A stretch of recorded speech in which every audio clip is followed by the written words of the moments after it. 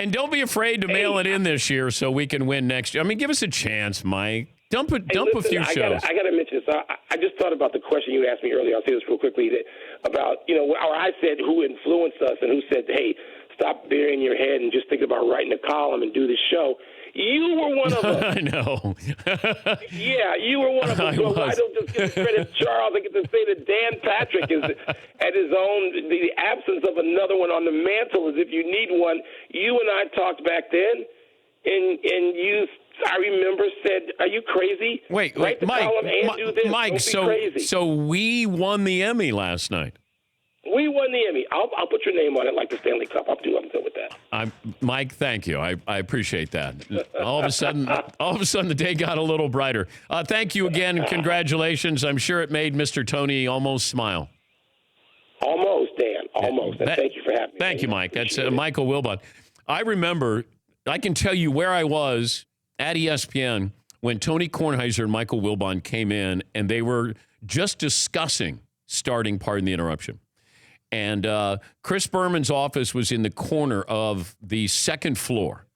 And I remember, you go in first floor, second floor, third floor. So above the newsroom, Berman's office, Kornheiser, it makes the left with John Walsh from SportsCenter.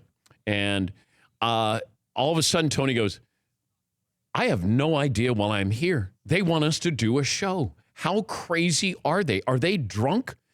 And I said, you and Wilbon, just talking sports will be great. And he goes, I do not see it. And he was so anti-TV because, Tony probably thought, he called all of his talking hairdos or talking heads. And now he had become a talking head. And not a talking hairdo, he didn't have hair, but he was a talking head. And I think he was very nervous. There was trepidation about becoming one of us. But what he and Mike did is far surpassed, I think, what Keith and I did on SportsCenter. We did something different, what they do every single day, and they become the last word on sports. When you think about a show on the East Coast that starts at 5:30, and that becomes the final word that day in sports.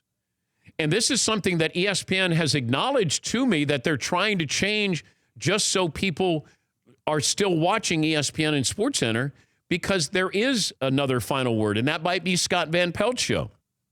But at 5:30, so 2:30 West Coast time, that could be the final word on sports because Mike and Tony said it. That's really a powerful, powerful brand. For more Dan Patrick Show, tune into Audience Channel 239 on DirecTV. Stream for free on BR Live or download the Dan Patrick Show app.